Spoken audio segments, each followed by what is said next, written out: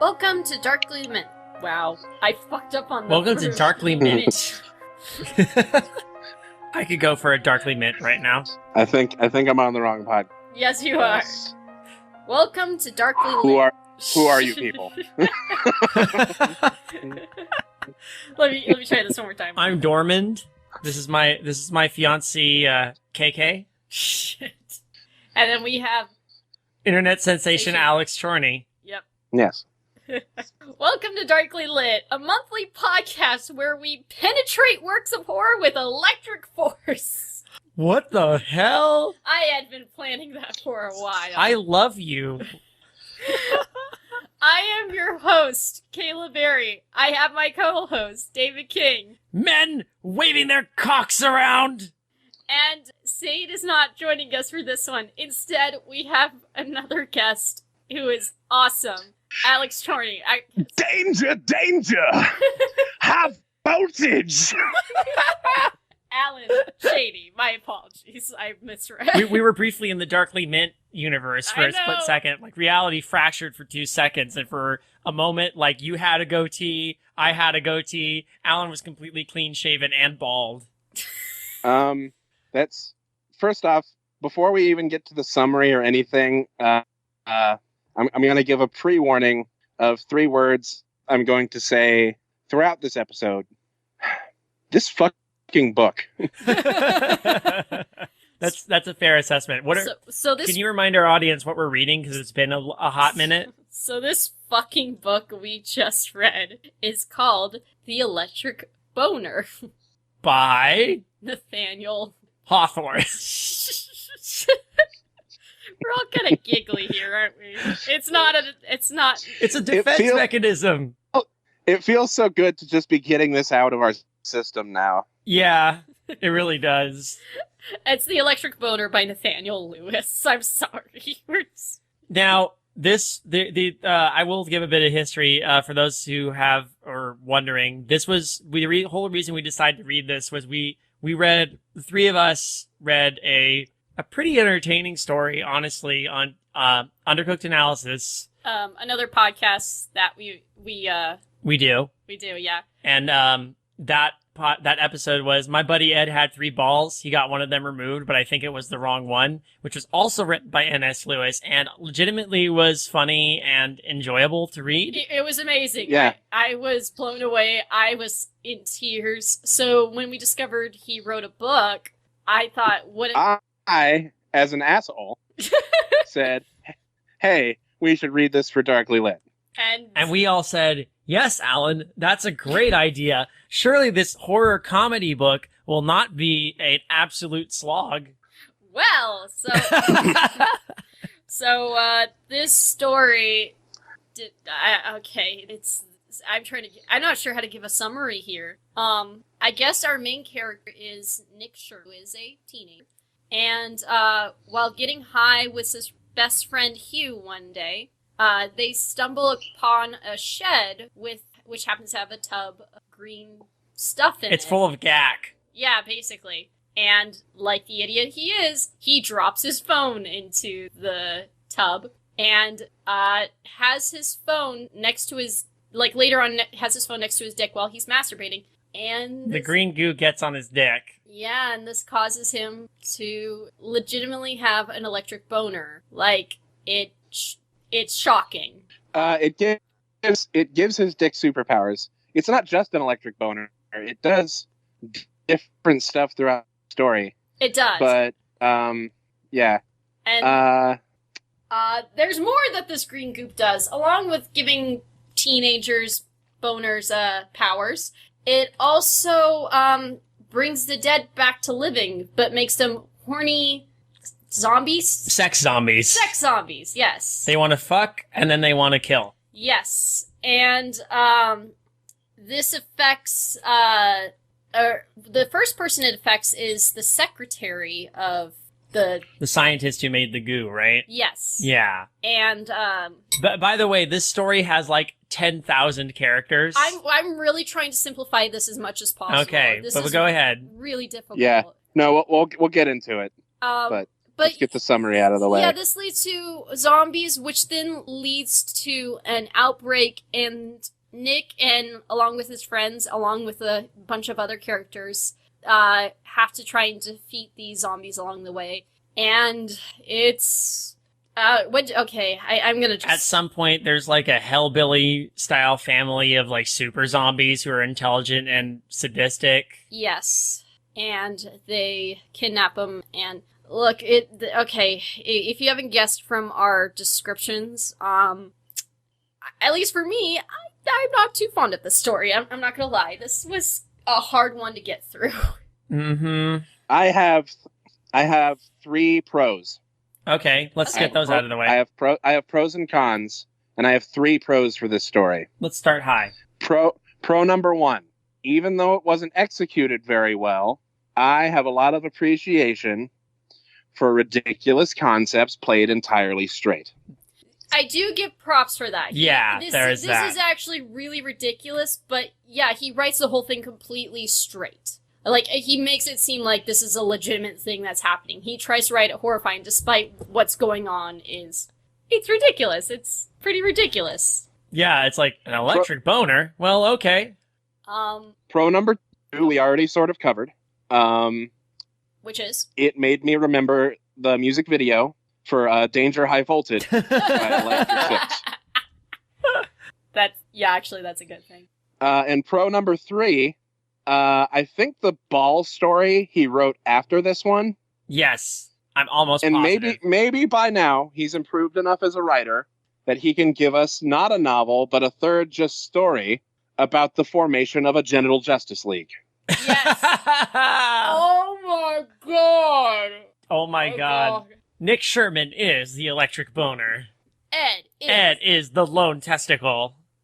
And then he does have his head funny- censored. Well, the third character needs to be Vagina Dentata. Yes, I would approve of this. I was talking to the Marcus about this book in the car, and I told him that, and he came up with a character just called the green pussy, and I was like, does her vagina light up, or? No, it's just green, and she shows you her pussy, and you're like, "Huh, that's weird." That's how we decided that character works. That's amazing. Because at this point, fuck it, right? Yes. Yeah, right. Also, I'm not gonna lie. That ending, though, that's one hell of a hilarious ending. Yeah, I have notes about the ending. Do we need to do this in order, or do we just kind of flail our way through this description of this? Well, we'll work up to the ending. Yeah, and here's the thing I want to say right off the bat. N.S. Lewis, well, based on what we know he's a capable writer. Oh yeah, he is competent. And from what I read before, this was definitely one of his earlier works that he just wrote on a whim. Mm-hmm. Probably no real proofreading or fact checking. Just here it is, it's out. And get it out of your system. Just so you know, it is an independent book. Like, this is a book he just published on his own and put it on Amazon. Yeah, it cost $1. Yeah, it costs only $1 to buy. So we are down $1. All of us. Yes. In terms of the one major flaw with this, I'm afraid, is there's too many characters. One major. I don't know. There's a lot of contenders for major flaw. Well, I feel like that's the one. No, I straight up. I pinpointed exactly what was happening, and it's not even that there's too many characters. At one point, it's like the book realizes it hasn't introduced enough characters for us to get attached to kill. Mm-hmm. So it keeps introducing characters, giving them likable backstories, and murdering them. Yep. And at a certain point when they start going on and on about certain characters, I'm just like, I think it's like toward the end of the book when we're suddenly getting like a retired vet. We're getting like this. We're getting like we had the woodworker. Yeah, the woodworker. Oh fuck. There's entirely he wasn't likable, but there was like the they the go into police his whole chief. they go into his like whole Zen. Well, with the woodworking, they go into like his whole Zen thing about woodworking and why he likes it. And then, of course, he's dead in a couple chapters. But yeah, the police chief was not. Well, the police chief was one of the few characters who actually survived. Yeah. What was his name again? Mikhail. Mikhail. Yeah, that's right. Duvlovsky. Duklovsky. Yeah. Yeah. His name is so Russian. I imagine he's a bear every time I read it. Oh. Do you think he's related to Jerasim? Yes. One of the most unlikable characters is Sarah Johnston, who, when you first... Here's the thing. We have a lot of villain... Surprise, they're not really the villain, or, oh, well, I guess we're not dealing with them. Because we start with Jonathan Huskfield, who is the doctor who creates this, right. green thing. Right. This chemical. And Sarah Johnston is his, I guess, rival, I would say? They're both scientists. Right. But then he suddenly dies. Like, I was like, oh, okay, I did not expect that, because we actually do follow him for a couple of chapters. But then they make out Sarah Johnston to suddenly be the villain. But then that doesn't happen. She gets also, like... She still is kind of the villain. She is still, but like... in the sense that she kicks off this... I know, I'll read word for word and this is my biggest problem with the book right here. Yeah. Word for word, the paragraph I sent you. This book is all, feminism will destroy the world, and a mighty penis is all that can save it. And I'm just sitting here like, I just wanted a funny wiener story. Me too. See, that, I really didn't want to believe this. Okay, you know what? Well, the problem. Sarah Johnston's motivation for being the villain is like the shittiest. She doesn't like men. She just thinks all men are jerks. She's the stereotypical, for some people, like raging feminist. Exactly. And it's like, what? Why? She's all, like she goes around murdering she does murder some innocent people just because they're submissive to men. Like, yeah. Like the police chief's wife, for example. I find it sad that the most likable character, or one of the most likable characters in this, is a woman who actually had like a medical career that she gave up to be a housewife. Who is murdered by Sarah Johnston. Yeah. That's... The good sheriff is all about getting home to the wife and having a good home-cooked meal. And the wife, giving up her medical career, took giant meals in anticipation of her husband's return so he can eat food and fuck her. And she's also pregnant, too. And it's like, oh. Yeah. Fun. Like a good housewife. Yeah, this is... Pregnant and cooking me dinner. And the kids, okay, were you really this... Okay, go ahead. I'll say it. My 7-word summary of this whole book. Okay. Our author has some issues with women. Yeah, I mean, I'm trying to think of other characters that, like, other female characters. There's the parents. There's the two moms. Yeah. There's... That suddenly go out and like, yeah, we're gonna go treat ourselves. And then there's the news report. And then there's the news reporter who try to make a character at the very end. Yeah. Like, and then there's Lucy Littleton. Lucy is just... Go ahead. Who exists to be fucked by the... Yeah. She is literally eye candy. She is literally, I'm there to... She's there so Nick can have an electric boner. Yeah. The whole reason he's, like, and it's just... I'm sorry, by the way, when she says, like, it's hurt, but it's good, like, you're the best I've ever had. I'm like, oh, honey. Really? Just missionary style? Then he's the best you've ever... Yeah, sure. Honey, you're only 16. Here's the thing, in a much better plotted out narrative, the ending would have been absolutely hilarious and would have been a great payoff where them having sex results in the destruction of the ultimate antagonists. That would have been a great payoff. Well, the ending is... Well, that's the start of it, because the other part of the ending payoff is amazing. Yeah, it is. The second half. That shit insane. Like, I'm like, wow, I did not see that coming. Damn ending. Let's talk about Hugh then. Okay. Yeah. So Hugh's his best friend, and he... Total stoner. Well, they're both stoners. But, I think Hugh's more of a stoner than, Nick is. Hugh... There's parts of it where he's like, hey, do I like men? I don't know if I like men. Oh no, titties. I want to touch some titties. Yeah. So he, I guess, comes to terms with his bisexuality because he touched He touched his he touched a dick. He throughout most of the story is very, very hyper heterosexual. Right. Yes. Very, very, very hyper masculine. Okay, I got a question. Were you guys really okay as two men or that were teenage boys? Were you guys really this horny, or like this sort of like like you got boners at like every site? No. I got fucking okay, maybe this is just a me thing. I've never been confused about why I got a boner.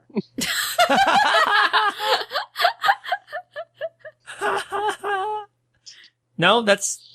I never got no reason boners. How about If I had a boner, I could think for a second and be like, oh, that's why this is happening. No, that's me too. Honestly. Okay, yeah.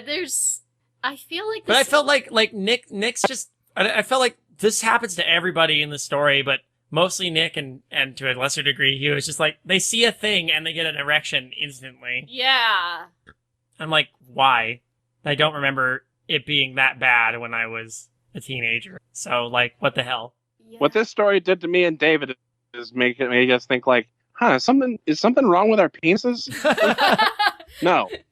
No, it's not. I get to that the part. story is wrong. No, surely it's this. Yeah. Although, you know what would have been nice? So when the zombies do attack, I'm jumping ahead. That's okay. So We're gonna jump around. So so the point when the zombies actually do attack, Nick is at a party and he has a boner, of course. But you know what would have been cool if like lightning actually like shot out of it and like attacked them? But no, the zombies actually had to touch his penis in order for them to die. Which is but they're horny, so yeah, well that's true. they're horny zombies, so they were instantly going for the penis. Yeah, he just stands there with his dick out and then just like kills all these zombies with his dick. This all sounds amazing out of context. Yeah, by it the does. way. It really does. This might be the most vulgar episode of Darkly Lit we've ever done. Well, we're trying to. Here's the thing. It's supposed to be a dark comedy. I think, is it though? Well, because it plays it like Alan pointed out. It plays itself straight, but it plays itself too straight sometimes to the point where there's so much shit going on, and there's points where there were entire chapters I just skimmed through. That's what a horror comedy does, though. Usually, horror comedy is usually they do comedic stuff, but play it completely straight. I mean, that's what Evil Dead 2 does, for example. Right. It's like these are such ridiculous stuff, but it's still shot very horrifically, and you're like, go ahead. I'm not accusing this author of ripping anybody off, but there is a story, there is a book that switches between the perspective of three protagonists, and centers around a town going through a very unconventional zombie outbreak. And at certain points I was like, this feels like it's the second John dies at the end book.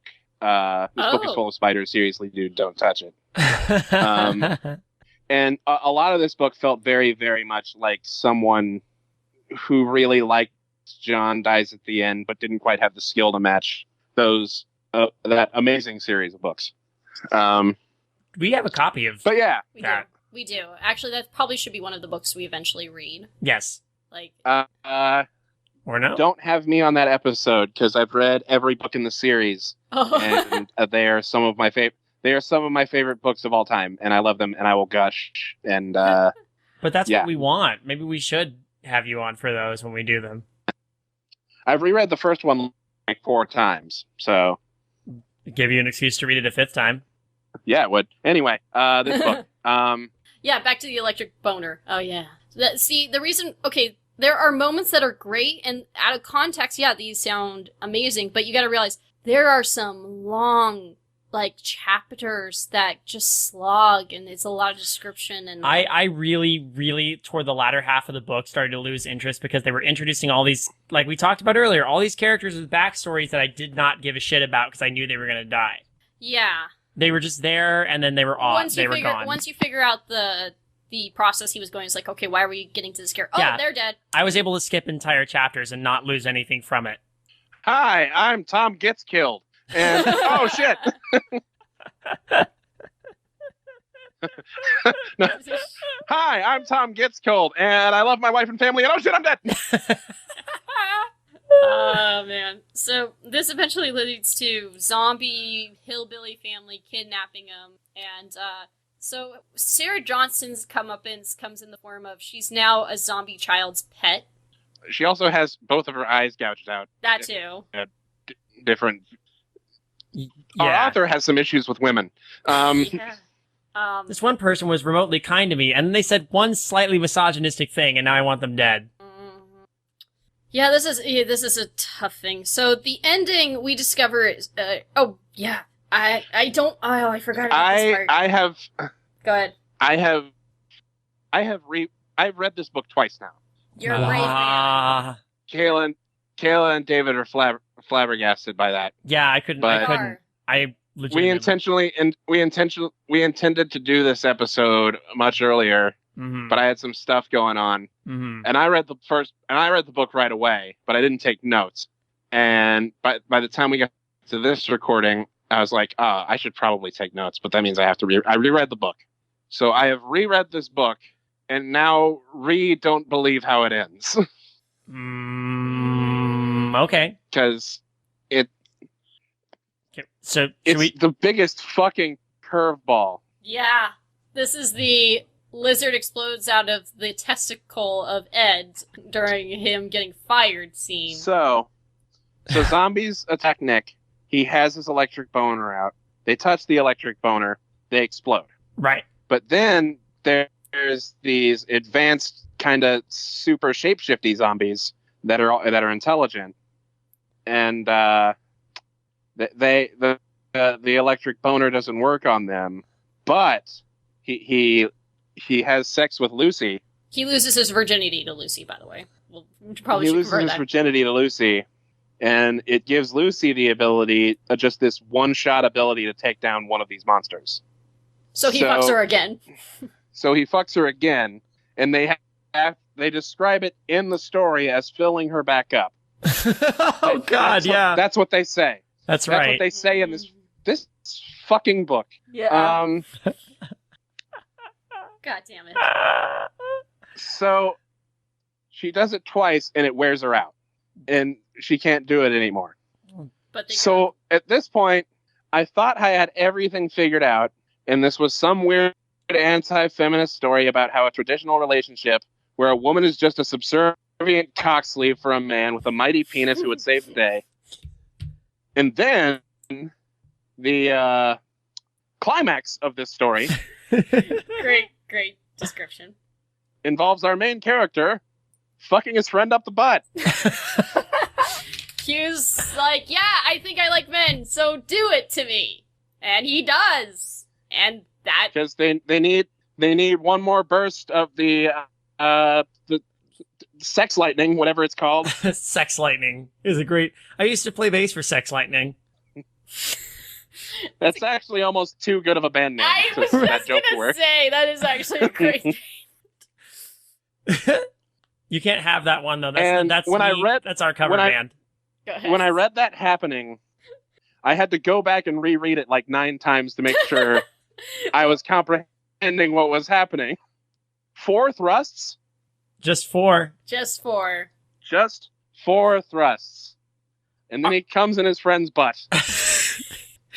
Comes lightning, apparently. And his friend shoots sex lightning, and the day is saved. And again, up until this point, thought I had the story figured out. It's this weird anti-feminism thing, but then nope, he's fucking his friend in the butt. And I'm like, where did this come from? Oh my god. Where was this story? I know! Where was this story the whole time? This is honestly, like, after this honestly might be the best part of the book. Yeah, it is the best part of the book. I can tell you without a doubt this is the best part.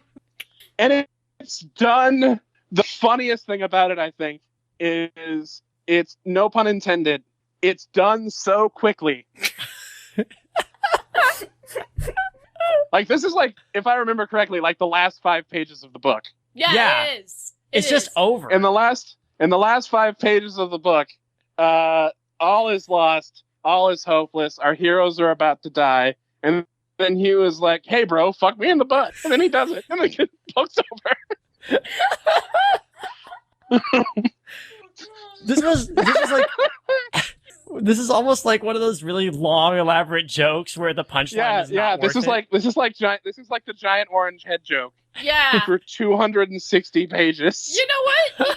This could have worked if it was a shorter story, because if that was the punchline after a short story, it would have been amazing. Like, if we, like, cut out a bunch of stuff and it's just about 2 stoner kids, like, and this happens, and then they go, if we were just following a weirdly, like, could have been, like, ended with this really positive, surprisingly chill message about bisexuality. Yeah!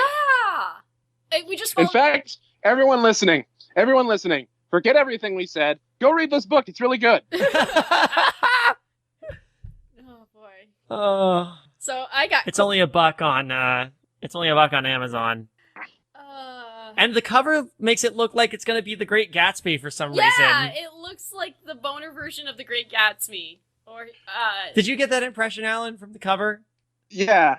Cover's Great Gatsby. It's honestly, and I can't believe I'm making this fucking comparison.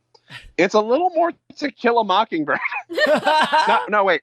I said To Kill a Mockingbird, didn't I? Fuck that. It's a little more Catcher in the Rye. For a second, I thought you were going to reference another Harper Lee novel, but then I was like, no, there's only really Go Set a Watchman, but that doesn't. So I have questions. Oh boy, I kind of figured this was going to be a short one, but that's cool because just like the ending of this book, we're finished quickly. Yeah, unless you guys go ahead. I keep saying go ahead. So that's my other question. Like there's some unanswered questions there. There's a lot. It can't just be about how tidy it is. 4 thrusts. Those guys are into each other in a real way. Oh yeah. These guys are soulmates, and like while Nick has clearly been fantasizing about Lucy Littleton the whole time, he gets to this point with Hugh, and he's like, I've never realized. At this point, he's already fucked Lucy twice. Yeah. Yes. He's already. About you, I can go 3 times, but that 3rd time's gonna take a while. Yes. Yeah. But the moment he gets there with you. But the moment, boom. Boom. Or more accurately, boom, boom, boom, boom. I want you in my room. I want Hugh in my room. I want you in my room. Boom, boom. God. I'm so proud of you Alan, right now. You bring me That joy. That is a choice Venga Boys reference. You are my fucking hero. You just made this book magical. Alan suffered and died for our sins. He is truly the savior.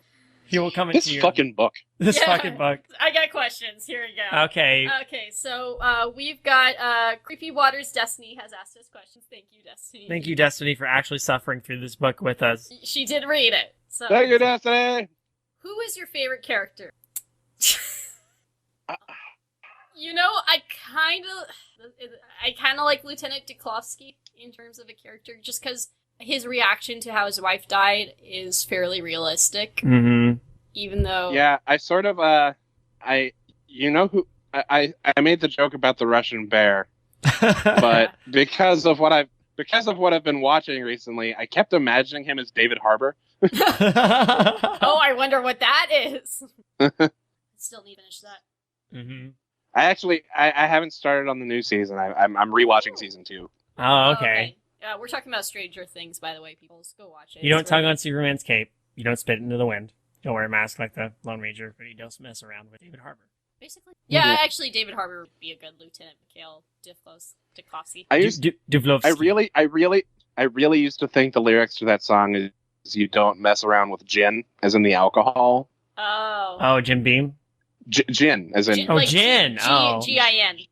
Yeah, and so, I mean, it's good advice. The actual lyrics make me hate that song. I liked that song when it was gin.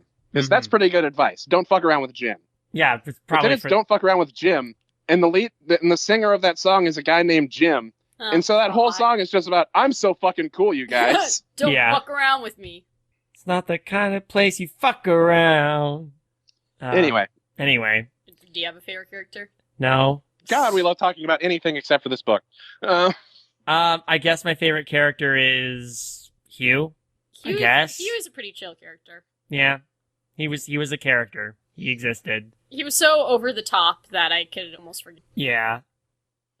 I'd probably give it to Hugh too, just because I was there once, not knowing that I wanted the touch of a man, as well as the touch of women. Yeah. Hooray! Actually, yeah, Not- I feel that too.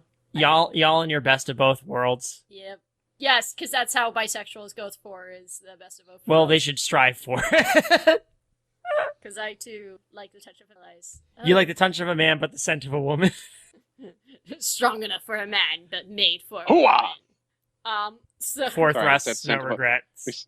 You said scent of a woman, and I started doing Al Pacino hoo-ahs. I can just picture that in my head face right now. Those are our favorite characters, I guess. So the second question is... Yes, Hugh, Hugh. the sheriff, and Al Pacino. Yes. Al Pacino was my favorite Yeah, Al character. Pacino made a random He was in the cameo. background in a lot of this. Yeah. Second question. Is the story truly complete or over? Yes! We don't need more... It's over. I would... Well, I guess there's the aftermath. Genital Justice League, guys. That's true. Genital Justice League. Yeah. The Electric Boner and Ball Lizard. Oh my gosh, if it's just the ball Ball lizard lizard. as a sidekick.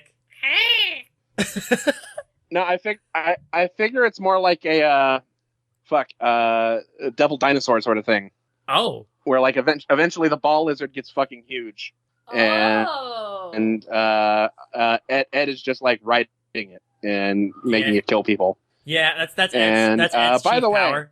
He's like, I raised this thing. It is my child. This is my ball child. By the way, I only realized after we read that like the lizard was white and had like a squirming tail and a round head. Yes. Was his lizard a mutant sperm? I think Yes. it was. Yes, it was. And actually, that was given a point to me because our good friend Beth drew the lizard, and she's like, I made it look like a sperm. Beth is an international treasure. She really is. Hmm.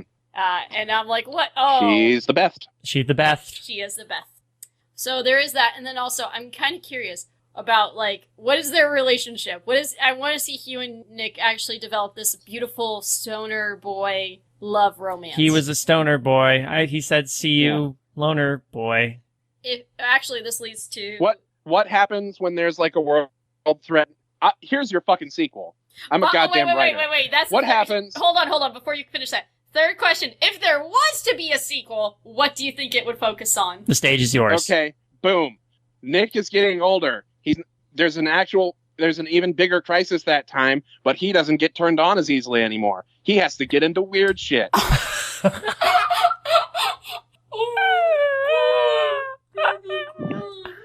And that's when you bring in the Boner League, the Justice Boner League, There you go. the JBL. What's the Yeah. bigger threat this time though? We've had sex zombies. We've had shape-shifting intelligent zombies. What's the new? Flying fuck crocodiles. They're crocodiles that fly at your penis. The ghost of Sarah Johnston is the villain Yep. and is commanding them. Yes. God damn it. You know, I have a new appreciation for this book just because of the cinematic universe we've now built around it. I know. the JBLCU. God. Oh. And then fourth question. Do you think the creatures, I think the zombies, would have reformed themselves? No. No. They were addicted No. to death and murdering people because it was their thing. They were not very interesting. Once the villains became the hellbilly zombies, I don't know. They're just like, we just like killing things and being evil. It's like, okay, they're just demons at this point. We got one more question from Hello There, or Jethro Reading 32. Thank you. Hey, Jethro. Did it live up to the literary beauty of the Three Ball story? No. Except kind of at No. the end, yes. The ending, though, that's one hell of an ending, though. I think... If- Go ahead. if I could just reiterate what that ending is. Unf.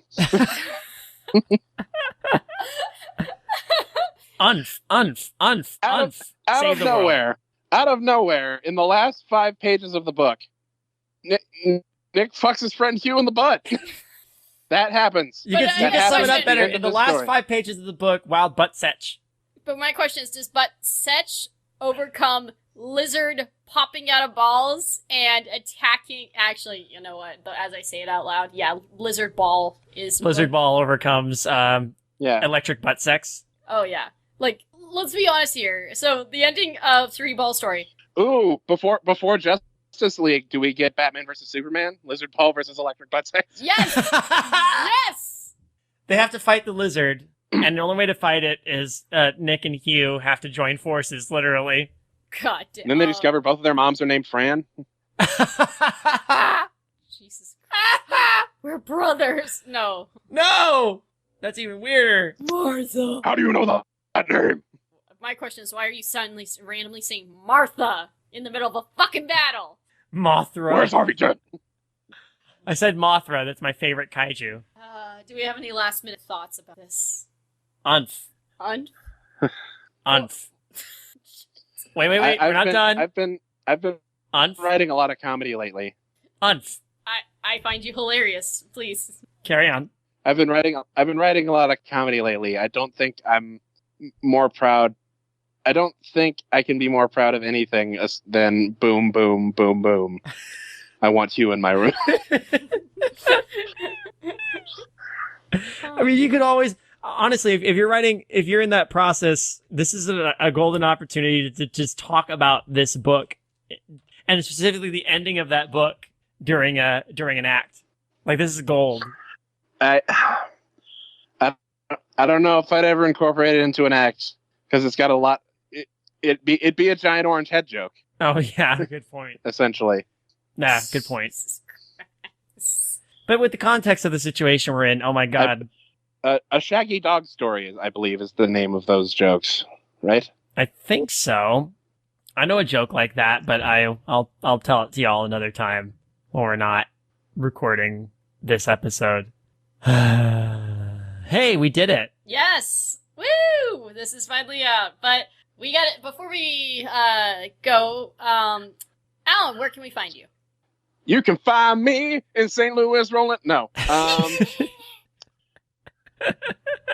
You can find me at Ignis Pergamentum. I have a new video going up there soon. I'm at the Coffee and I host a podcast called Coffee and Pie. There's been a bit of a delay on getting or an episode we recorded like over a month ago out, but I'm having laptop issues. No. And you can find me on Twitter at BeastBannon. Awesome. Hoorah. Thank you for joining us for this. Thank you, Alan. Thank you for being the fucking goddamn champion you are and refreshing your memory on this when I don't want to touch this book ever again. This fucking book. This fucking book. Well, No. But honestly, still love for N.S. Lewis for getting this out of his system and going on to write an incredible story about a man with 3 testicles. Well, we're going to actually be reading a much better story, I hope. We're reading graphic novel Beautiful Darkness by Karaskowit and Fabian Vellman. So join us for that. And remember, that comes out in September. We are skipping August because of multiple reasons. 1, David and I are getting married. 2, we've got a live I didn't know stream. about this. Wait, what the fuck? Surprise. Ah! Okay, cool. Always bridesmaid, never the bride. Oh. Should we, do you think we should blow out the candles? Yep, let's get out of here. But we should blow out the candles, not literally blow out the candles. Yeah, I'm gonna walk away satisfied with that one.